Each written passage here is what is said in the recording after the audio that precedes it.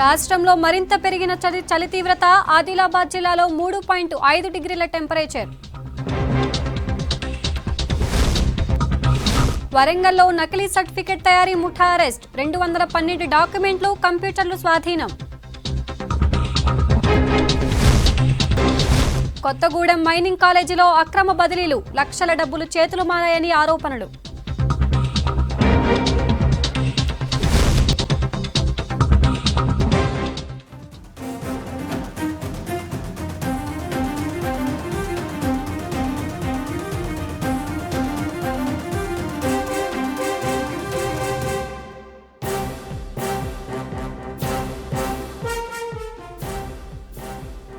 యాసంగిలో ధాన్యం కొనేది లేదని కేంద్రం మరోసారి చెప్పిందన్నారు రాష్ట్ర వ్యవసాయ మంత్రి నిరంజన్ రెడ్డి. ఢిల్లీలో కేంద్ర మంత్రి పీయూష్ గోయల్తో సమావేశం తర్వాత మీడియాతో మాట్లాడారు. ఎఫ్సీఐ బియ్యాన్ని తరలించడం లేదనే విషయాన్ని గోయల్ దృష్టికి తీసుకెళ్లామన్నారు నేతలు. వానాకాలం పంట టార్గెట్ పోను, ఇంకా కొనాల్సింది చాలా ఉందని కేంద్రానికి చెప్పామన్నారు. కొనుగోలు కేంద్రాలు కొనసాగించాలా, మూసివేయాలా చెప్పాలని పీయూష్ని అడిగామన్నారు. అన్ని విషయాలపై స్పష్టత ఇచ్చేందుకు పీయూష్ 2 రోజుల టైం అడిగారని చెప్పారు. కేంద్రం స్పష్టత ఇచ్చే వరకు ఢిల్లీలోనే ఉంటామన్నారు. బీజేపీ నాయకులు తమపై అనవసర నిందలేస్తున్నారని విమర్శించారు నిరంజన్ రెడ్డి.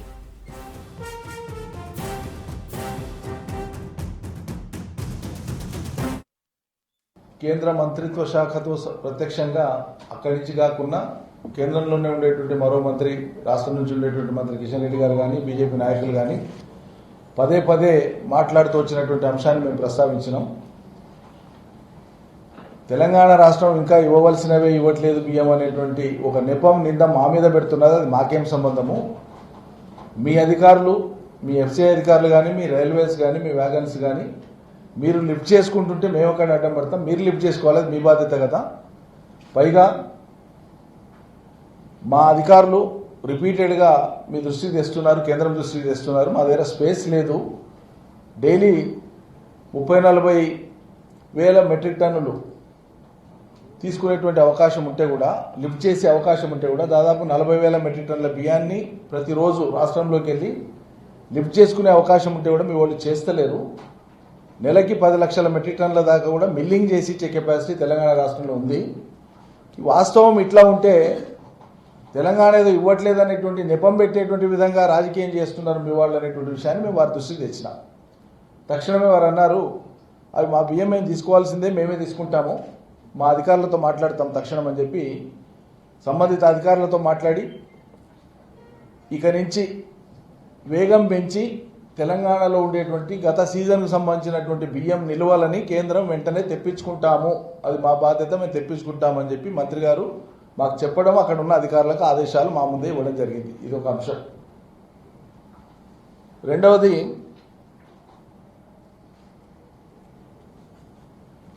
రేపు వచ్చేటువంటి యాసంగిలో ఎట్టి పరిస్థితులలో కేంద్రం మళ్ళా మేము పునరుద్ఘాటించి చెప్తున్నాము వారి భాషలో. ఆయన ఆంగ్లంలో చెప్పింది, నేను తెలుగులో చెప్తున్నాను. మేము పునరుద్ఘాటించి చెప్తున్నాం, యాసంగిలో కేంద్రం ఎట్టి పరిస్థితులలో కూడా బియ్యం కొనదు అనేటువంటి మాట వారు చెప్పడం జరిగింది. బాయిల్డ్ రైస్, ఇక యాసంగిలో వచ్చేదే బాయిల్డ్ రైస్, వేరేది రాదు. కాబట్టి కేంద్రం మరోసారి పునరుద్ఘాటించింది, యాసంగిలో తెలంగాణలో బియ్యం కొనుగోలు చేసేటువంటి అవకాశం లేదని చెప్పి. ఎందుకంటే వచ్చేటువంటి బియ్యమే బాయిల్డ్ రైస్, ఇక దాంట్లో మళ్ళీ వేరే వ్యాఖ్యానాలకు ఆస్కారం లేదు. No other interpretations are required in that. Straight away యాసంగిలో వచ్చేదే బాయిల్డ్ రైస్కి ఉపయోగపడేటువంటి వడ్లు వస్తాయి కాబట్టి అవి కొనము అనేటువంటి మాట మళ్ళీ పునరుద్ఘాటించి వారు చెప్పడం జరిగింది. అదేవిధంగా ఇప్పుడు ఈ ఖరీఫ్కు ఇప్పుడు ఆన్గోయింగ్ ఉండేటువంటి ప్రొక్యూర్మెంట్ ఏదైతే కొనుగోళ్లు ఇప్పుడు నడుస్తూ ఉన్నాయో, ఈ నడుస్తున్నటువంటి కొనుగోళ్ల టార్గెట్ మీరు పెట్టినటువంటిది 60 లక్షల మెట్రిక్ టన్నుల ధాన్యము ఈరోజు సాయంత్రం లేదా రేపు ఉదయానికల్లా అయిపోతుంది అంటే వారు కూడా ఇన్ఫర్మేషన్ తెప్పించుకున్నారు. దాదాపు దగ్గర పడ్డది, మీరు చెప్పింది దాదాపు దగ్గర పడ్డదని వారు కూడా అంగీకరించినారు. మరి ఇది అయిపోతుంది. ఫీల్డ్ మీద ఇంకా కొనుగోలు కేంద్రాల దగ్గర 10-12 లక్షల మెట్రిక్ టన్నుల ధాన్యం నిల్వ ఉంది. ఇప్పుడు తేమ కోసం ఆగి ఉంది. 2-3 రోజులలో అవి కొనుగోలు అయిపోతాయి. ఇంకో 5 లక్షల పైచిలకు ఎకరాలలో పంట ఉంది, అది వస్తుంది. సుమారు జనవరి 15 దాకా కూడా ఈ కోతలు జరుగుతూనే ఉంటాయి. మరి ఈ కొనుగోలు కేంద్రాల విషయం మేము ఏం చేయాలా? మేము ఆపాలనా, కొనసాగించాలనా? మేము కొనసాగించాలంటే మీరు రాతపూర్వకంగా ఇవ్వాలి. మీరు రాతపూర్వకంగా ఇబ్బంది మేము కొనసాగించడం కష్టం. ఎందుకంటే మేము రైతులకు పేమెంట్ చేసేది ఉంటుంది. ఇవాళ తూకం చేసినామంటే 3 రోజుల లోపల రైతులకు మేము పేమెంట్ ఇవ్వాలి. కాబట్టి మా కొనుగోలు కేంద్రాలు ఉండాలా లేదా అనేది మీరు ఇచ్చే రాతపూర్వక హామీ మీద ఆధారపడి ఉంటుందని చాలా నొక్కి చెప్పినాం. పేమెంట్ చేసినాక మీరు తీసుకోమంటే మేము రైతులకు పేమెంట్ చేసినాక మళ్ళీ మేము ఇంతకే ఇచ్చినాం కదా, 60 లక్షల మెట్రిక్ టన్నులు ఇచ్చినాం కదా, అదనంగా ఎవరు తీసుకోమన్నారు మీరు అంటే అప్పుడు ఆయన అన్నాడు నేను పార్లమెంట్లోనే ప్రకటన చేసినా కదా అంటే లేదు మీరు ప్రకటన చేసినారు కానీ మాకు రాతపూర్వకంగా ఉండాలి అనేటువంటి మాట మా బృందం గట్టిగా పట్టుబట్టి అడిగినప్పుడు వారు ఏమన్నారంటే నాకు 1-2 డేస్ టైం ఇవ్వండి, ఈ రాతపూర్వకంగా కమ్యూనికేషన్ ఇచ్చేటువంటి బాధ్యత అధికారులకు ఉంటుంది, నేను ఆదేశాలు ఇస్తాను, ఒకసారి మేము మాట్లాడుకొని ఆదేశాలు ఇస్తాం, 1-2 రోజులు టైం ఇవ్వండి అని చెప్పి వారు అడగడం జరిగింది. ఏది రాతపూర్వక ఆదేశాల మీద మేము ఇన్సిస్ట్ చేసినప్పుడు, మేము గట్టిగా అడిగినప్పుడు 1-2 రోజుల సమయం ఇవ్వమని చెప్పి వారు అడగడం జరిగింది. అదేవిధంగా ఈ నేపథ్యంలో మాకు రాతపూర్వకమైనటువంటి హామీ వస్తే తప్ప ఈ కొనుగోలు కేంద్రాలు కొనసాగించలేం కాబట్టి 1-2 రోజులు మేము ఇక్కడే ఉంటామని చెప్పడం జరిగింది. మేము ఇక్కడే ఉంటున్నాము 1-2 రోజులు. వాళ్ళు అదేదో విషయం తేలేదాకా ఇక్కడే ఉంటాం. ఇక్కడ ఉండే ఆ విషయాన్ని తెలుసుకున్నాకనే మేము మళ్ళీ తిరుగు ప్రయాణం అవుతాం. ఇది విషయం. ఏం కాంట్రవర్సీకి ఆస్కారం ఏముంది కదా, ఇట్లా క్లియర్గా ఉంది కదా.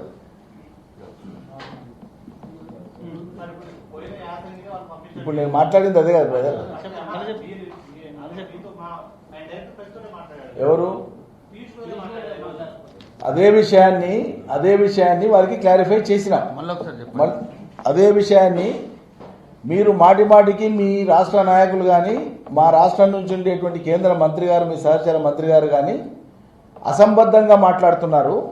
తెలంగాణ రాష్ట్రం ఇవ్వవలసిందే ఇవ్వట్లేదనే మాట మాట్లాడుతున్నారు. మేము ఇవ్వకపోవడం ఏంటండి, పట్టించినాక మిల్లుల్లో పడుతున్నారు, మిల్లుల దగ్గర స్టాక్ ఉన్నాయి, తీసుకోవాల్సింది మీ అధికారులు కదా, మీరు రైల్వే వ్యాగన్స్ పెట్టాలి కదా అంటే అక్కడ ఉండేటువంటి అధికారులు ఏం చెప్పారంటే సీజన్ కాబట్టి ఫర్టిలైజర్స్ మూవ్మెంట్ కోసం రైల్వే వ్యాగన్స్ ఎక్కువ వాడుకోవాల్సి వచ్చింది, అందువల్ల స్లో డౌన్ అయింది, ఇప్పుడు మేము స్పీడ్ పెంచుతాం సార్ అని వాళ్ళ అధికారులే చెప్పినారు, ఆయన ముందే చెప్పినారు.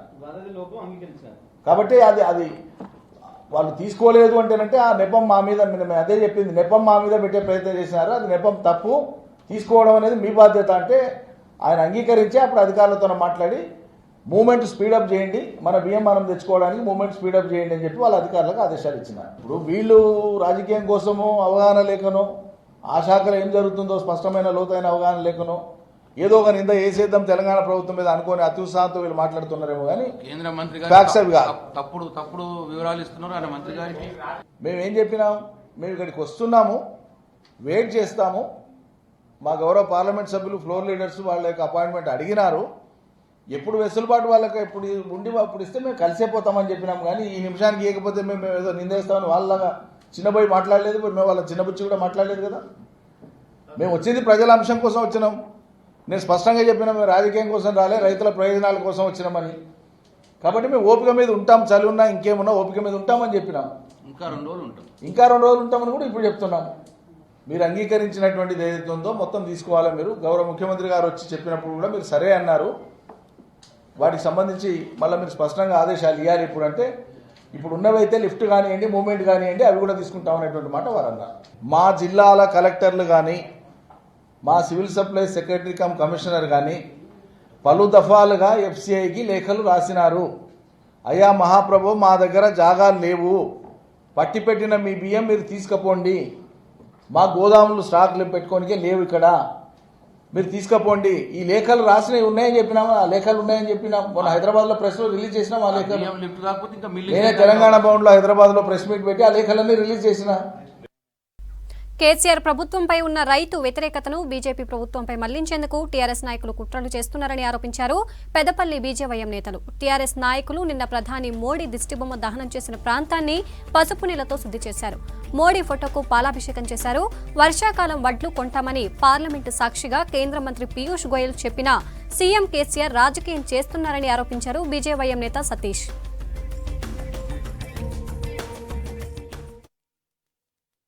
మొన్న మనం చూసుకుంటే పార్లమెంట్ సమావేశంలో చూసుకుంటే పీయూష్ గోయల్ గారు స్పష్టంగా చెప్పడం జరిగింది, మీరు ఎంత వరి పంపిస్తే, ఎంత వరి ధాన్యాన్ని పంపిస్తే మేము అంత వరి ధాన్యం కొనడానికి మేము సిద్ధంగా ఉన్నాము, మీరు పంపించాల్సిన వాటా ఇంకా పూర్తిగా పంపించలేదని చెప్పి పార్లమెంట్ సాక్షిగా కూడా అతను చెప్పడం జరిగింది.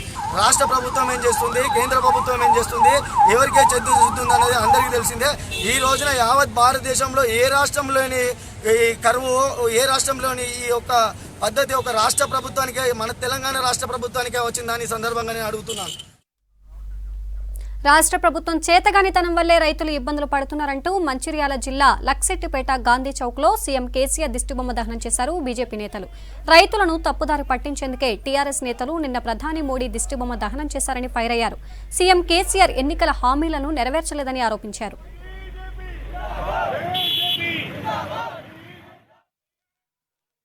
టీఆర్ఎస్ వాళ్ళు కేంద్ర ప్రభుత్వాన్ని కేవలం తప్పు పట్టించే విధంగా చేసి వాళ్ళ స్వలాభం కొరకి, వాళ్ళ అవసరాల నిమిత్తం కొరకి ఇవాళ రాజకీయం చేస్తుండ్రు, రైతులతోటి ఆడుకుంటుండ్రు. కేంద్ర ప్రభుత్వం బియ్యం కొంటామని చెప్పినా కూడా ఇక్కడ కేవలం ప్రజలను తప్పులో పట్టించడానికి, ప్రజలను ఇచ్చేయడానికి, వాళ్ళ రాజకీయ స్వలాభం కొరకి వాళ్ళు యూజ్ చేసుకుని ఇవాళ నరేంద్ర మోడీ గారి దిష్టిబొమ్మ దానం చేసిన కేంద్ర ప్రభుత్వం కేవలం ఉప్పుడు బియ్యం మాత్రమే కొనను అంటుంది. అప్ప రా రైస్ కొన అని చెప్పేసి ఇప్పుడు కూడా చెప్పలేదు. కేంద్ర ప్రభుత్వం తెలంగాణ ఎంత రా రైస్ ఇస్తా అంత కొంటా అని చెప్పేసి ప్రతిరోజు పేపర్ స్టేట్మెంట్ ఇస్తుంది. దీన్ని పట్టించుకోకుండా ఇవాళ రైతాంగాన్ని మోసం చేస్తూ, తెలంగాణ ప్రజలను మోసం చేస్తూ పిచ్చి పట్టిన వాడిగా వ్యవహరిస్తున్నాడు మన ముఖ్యమంత్రి. టీఆర్ఎస్ ప్రభుత్వం పేదల సంక్షేమానికి అధిక ప్రాధాన్యం ఇస్తోందన్నారు మంత్రి పువ్వాడ అజయ్. ఖమ్మంలో మోటార్ సైకిల్పై తిరిగి లబ్ధిదారులకు Kalyana Lakshmi, Shaadi Mubarak, CM relief fund చెక్కులు పంపిణీ చేశారు. సంక్షేమ పథకాలను ప్రజలు వినియోగించుకోవాలన్నారు పువ్వాడ అజయ్.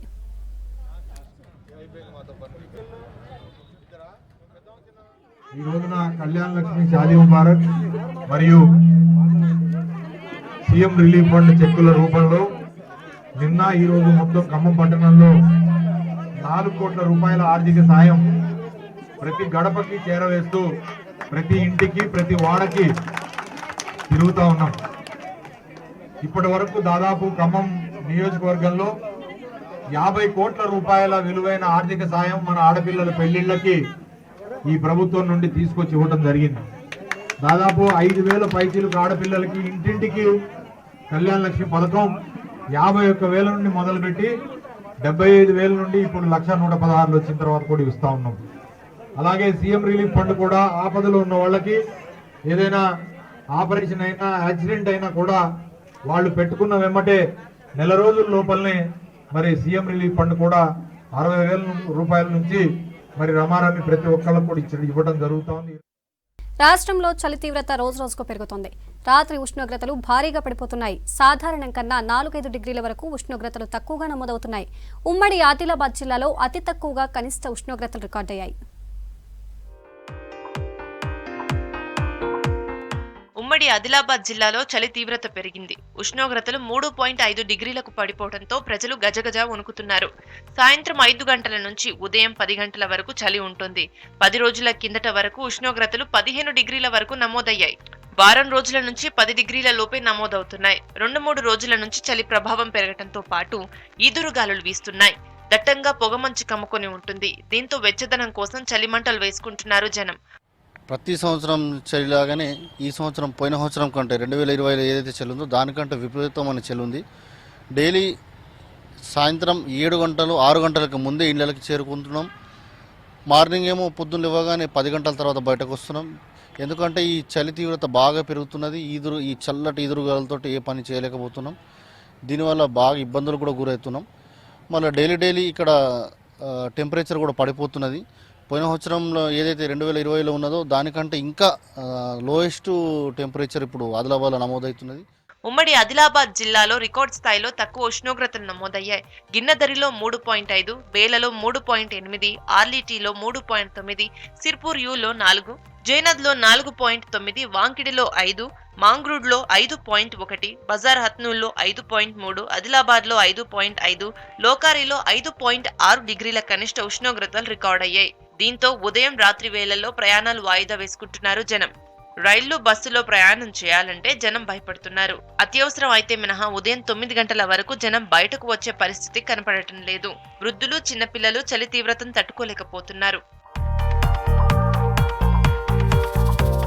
దీర్ఘకాలిక వ్యాధులున్న వారు బయటకు రాకుంటే మంచిదంటున్నారు డాక్టర్లు. చిరు వ్యాపారులపై చలి ఎఫెక్ట్ తీవ్రంగా ఉంది. జనం బయటకొచ్చే పరిస్థితి లేకపోవడంతో వ్యాపారాలు దెబ్బతిన్నాయి. రాబోయే 2-3 రోజుల్లో చలి ప్రభావం మరింత పెరిగే అవకాశం ఉందంటున్నారు వాతావరణ శాఖ అధికారులు.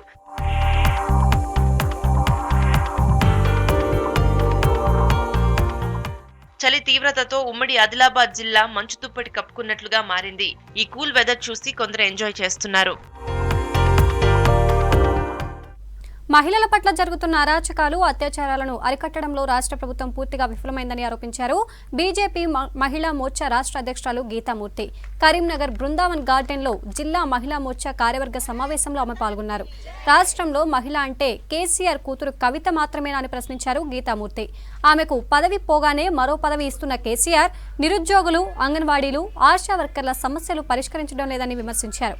మహిళా శిశు సంక్షేమ శాఖ మంత్రి రాష్ట్రంలో కనిపించడం లేదన్నారు.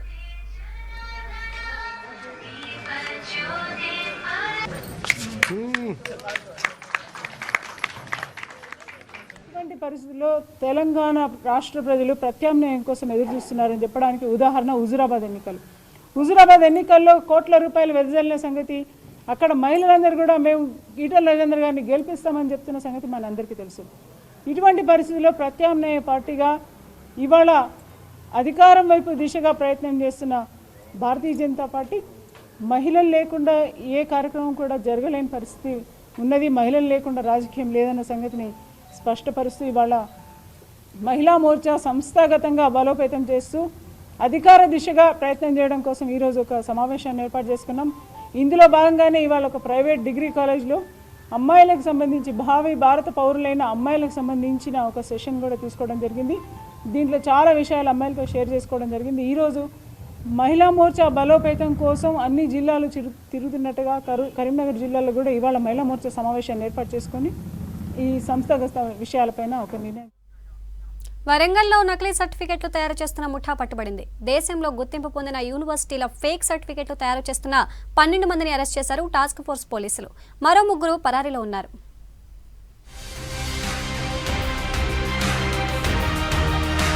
విదేశాల్లో హైయర్ ఎడ్యుకేషన్ చేయాలి, అక్కడే ఉద్యోగం సాధించుకోవాలంటే అందుకు అవసరమైన టాలెంట్, విద్యా అర్హతలు అవసరం. కానీ అవేవీ లేకుండా కోరుకున్న యూనివర్సిటీ పేరుతో ఫేక్ డాక్యుమెంట్స్ తయారు చేసి ఇచ్చి విదేశాలకు పంపిస్తోంది వరంగల్లోని ఓ ముఠా. కావాల్సిన అమౌంట్ ఇస్తే చాలు ఇంటర్, డిగ్రీ, బీటెక్, ఎంబీఏ ఇలా అన్ని రకాల సర్టిఫికెట్లు ఈ ముఠా సభ్యులు అందిస్తారు. ఏం చక్కా వాటితో విదేశాలకు ఎగిరిపోవచ్చు. ఇలా ఇప్పటికే 62 మంది ఫారిన్ కంట్రీలో ఉన్నారని పోలీసులు గుర్తించారు. ఫేక్ సర్టిఫికెట్లు తయారు చేస్తున్న వారితో పాటు వాటితో విదేశాలకు పంపిస్తున్న కన్సల్టెన్సీలకు చెందిన మొత్తం 12 మందిని అరెస్ట్ చేశారు పోలీసులు. మరో 3 పరారీలో ఉన్నారు. దారా అరుణ్, ఆకుల రవి, అవినాష్ మహబూబాబాద్ జిల్లా కేంద్రంలో ఇంటర్నెట్ సెంటర్ నిర్వహిస్తుండేవారు. కంప్యూటర్ పరిజ్ఞానంతో ఈజీ మనీ కోసం మొదట్లో చిన్న నకిలీ సర్టిఫికెట్లను తయారు చేసేవాళ్లు. ఈ ఆదాయం సరిపోకపోవడంతో హైదరాబాద్ తర్వాత ఎడ్యుకేషన్ హబ్ గా ఉన్న హనుమకొండకు మకాం మార్చారు. కన్సల్టెన్సీల సహకారంతో ఫేక్ దందా మొదలుపెట్టారు. విదేశాల్లో చదువుకోవాలనుకునే వారికి ఎలాంటి విద్యార్హతలు లేకున్నా ఆయా కన్సల్టెన్సీ యాజమాన్యాలు వారి వివరాలు తీసుకొని దారా అరుణ్, ఆకుల రవి, అవినాష్ కు ఇస్తుండేవి. వాటి ఆధారంగా అరుణ్, అవినాష్లు నకిలీ సర్టిఫికెట్ తయారు చేసి కన్సల్టెన్సీ సంస్థకు అందజేసేవారు. వీటితో ఎలాంటి విద్యార్హతలు లేని వారిని విదేశాలకు పంపిస్తున్నాయి కన్సల్టెన్సీలు. నకిలీ సర్టిఫికెట్లకు 1,00,000 నుంచి 4 లక్షల వరకు వసూలు చేసేవారని చెప్పారు సిపి తరుణ్ జోషి. వరంగల్ పోలీస్ ద్వారా కొన్ని నకిలీ ఫేక్ దందా వాళ్ళకి అరెస్ట్ చేశాము. 12 మెంబర్ గ్యాంగ్ వరంగల్ అరెస్ట్ అయింది. యంగ్ ఎస్పైరెంట్స్, జాబ్ ఎస్పైరెంట్స్ ఈసారి స్టూడెంట్స్ కి టార్గెట్ చేశారు. ఈ స్టూడెంట్స్ కి అబ్రాడ్ పంపడానికి కన్సల్టెన్సీ వాళ్ళు మొత్తం ఫేక్ సర్టిఫికెట్స్ తయారు చేస్తున్నారు. Specially they are changing the marks memos. Almost original లాగా కనపడుతుంది. If you see the quality of the paper and if you see the make the entire design, అది university అన్ని యూనివర్సిటీకి స్టాంప్స్ మెయింటైన్ చేస్తున్నారు. That is Dara Arun who is the main brain child. విదేశాలకు వెళ్లాలన్న మోజులో ఇలాంటి తప్పుడు కన్సల్టెన్సీలను అప్రోచ్ కావద్దని విద్యార్థులకు సూచిస్తున్నారు పోలీసులు. ఫేక్ సర్టిఫికెట్లతో వెళ్తే మొదటికే మోసం వస్తుందని, కేసుల్లో ఇరుక్కుంటారని చెబుతున్నారు. చదువుకొని స్కిల్స్ పెంపొందించుకోవడం ద్వారా తమ గోల్ సాధించాలంటున్నారు. We got some 6 laptops, then 1 iPad, ఇంకా cell phones 12, printers, lamination machines, CPUs, lamination glass papers, cartridges, color bottles, then fake rubber stamps and fake certificates. అట్లా ఫేక్ డాక్యుమెంట్ తయారు చేస్తే ప్రాబ్లం అవుతుంది.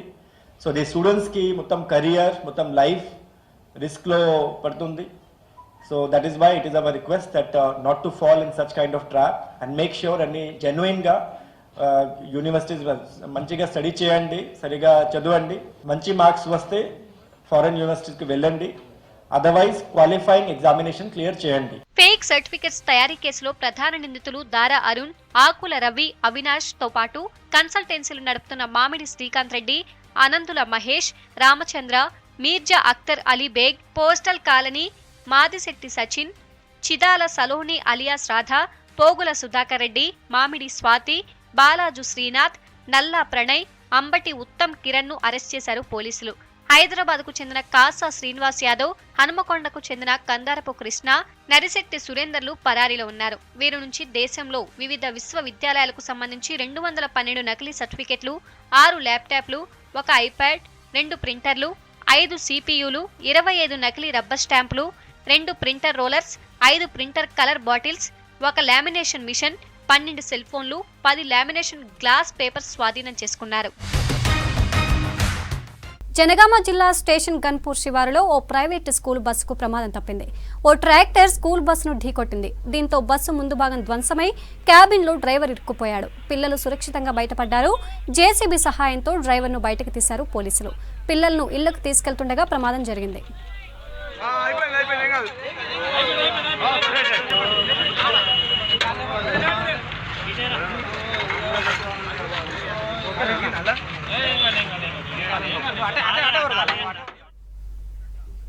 కొత్తగూడెం మైనింగ్ కాలేజీలో అధ్యాపకుల బదిలీలు వివాదాస్పదమయ్యాయి. నిబంధనలకు విరుద్ధంగా జరిగిన బదిలీలలో పెద్ద ఎత్తున డబ్బులు నేతలు మారినట్లు ఆరోపణలు వస్తున్నాయి. ప్రజాప్రతినిధుల అండతో కొందరు డిప్యుటేషన్పై వెళ్లిపోయినట్లు విమర్శలు వస్తున్నాయి.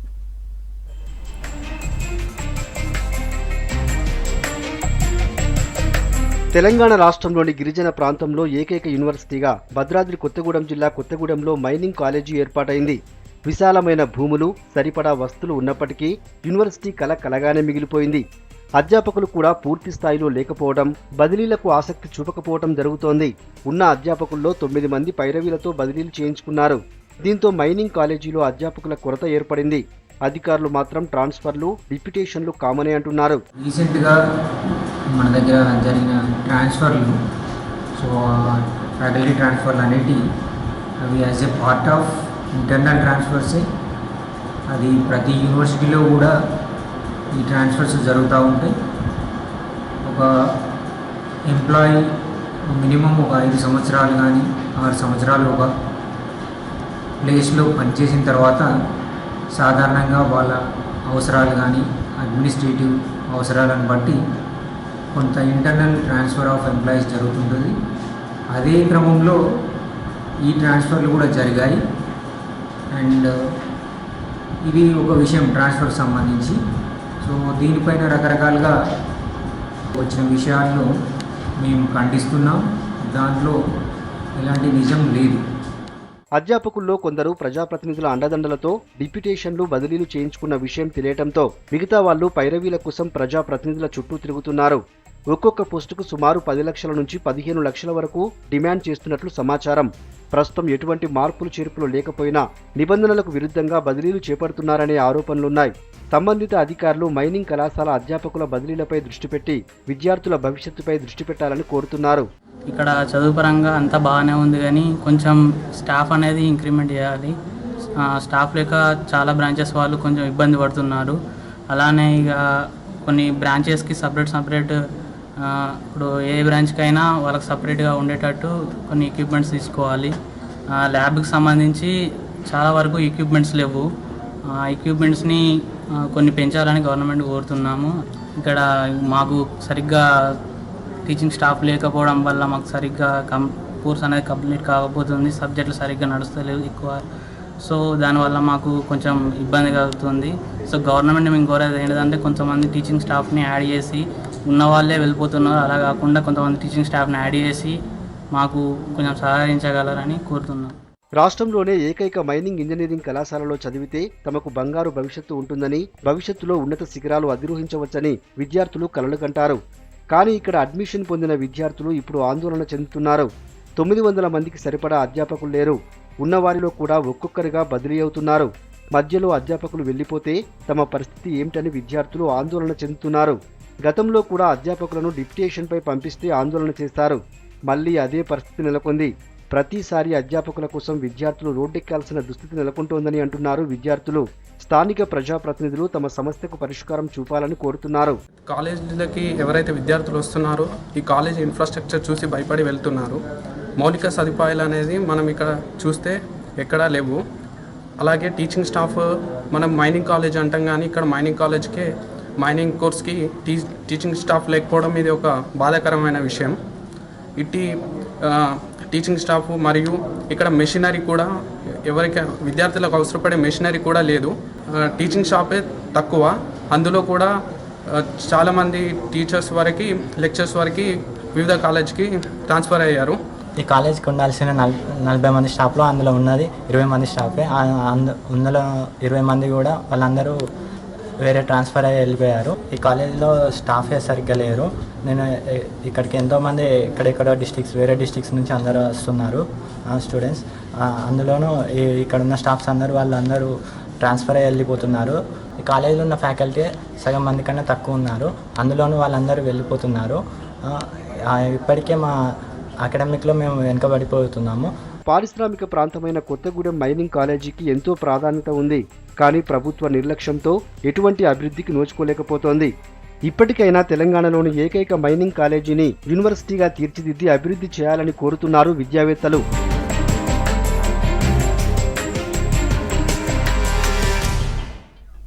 ఇప్పుడు జిల్లాల రౌండప్ చూద్దాం.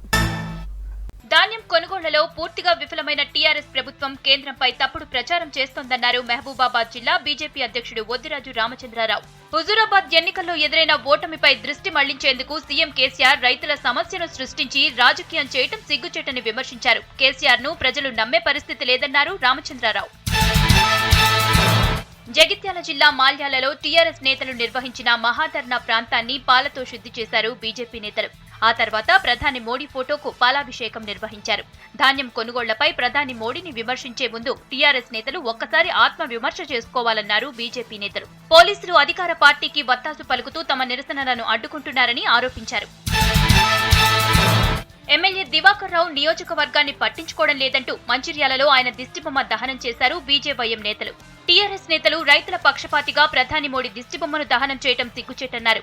రాష్ట్ర ప్రభుత్వం అసమర్థత వల్లే ధాన్యం కొనుగోళ్లు ఆగిపోయి రైతులు అవస్థలు పడుతున్నారని ఆరోపించారు. ఆదిలాబాద్ జిల్లా ఉట్నూరులో గిరిజన ఉపాధ్యాయ సంఘం ఆధ్వర్యంలో టీచర్లు ఆందోళన చేశారు. 5వ షెడ్యూల్డ్ ఏజెన్సీ ప్రాంతంలోని ఉద్యోగులను జోనల్ మల్టీ జోనల్లో బదిలీలు చేయడం రాజ్యాంగ విరుద్ధమని వారు చెప్పారు. ట్రాన్స్ఫర్లు నిలిపివేయకుంటే పెద్ద ఎత్తున ఆందోళన చేస్తామని హెచ్చరించారు. ఇంటర్ ఫస్ట్ ఇయర్ ఫలితాల్లో అవకతవకలు జరిగాయంటూ కరీంనగర్లో విద్యాసంస్థల బంద్ నిర్వహించారు ఏబీవీపీ నేతలు. బాలికల జూనియర్ కళాశాల ముందు ధర్నా చేశారు. ఫస్ట్ ఇయర్ పేపర్లు మళ్లీ వాల్యుయేషన్ చేసి నష్టపోయిన విద్యార్థులకు న్యాయం చేయాలని డిమాండ్ చేశారు ఏబీవీపీ నేతలు. ట్రాఫిక్ కు అంతరాయం కలుగుతోందంటూ ఖమ్మం జిల్లా వైరా ఆర్టీసీ బస్టాండ్ ముందు ఆక్రమణలు తొలగించారు మున్సిపల్ అధికారులు. అయితే ముందస్తు సమాచారం ఇవ్వకుండా కూల్చివేయడంపై ఆందోళన చేశారు వ్యాపారులు. న్యాయం చేయాలని ఎమ్మెల్యే రాములు నాయక్ ను కోరారు. మహబూబాబాద్ 18వ వార్డులో అయ్యప్ప స్వామి గుడి సమీపంలోని వాటర్ ట్యాంకు కూల్చివేయొద్దంటూ 2వ రోజు ఆందోళన చేశారు సిపిఐ సిపిఎం నేతలు. ఈ వాటర్ ట్యాంకు నుంచి 4 వార్డులకు నీరందుతుందని వారు చెప్పారు. నిత్యాన్నదాన సత్రం పేరుతో కోట్ల రూపాయల వాటర్ ట్యాంకు స్థలాన్ని ఆర్యవైశ్య సంఘానికి అప్పగించే కుట్ర జరుగుతోందని ఆరోపించారు.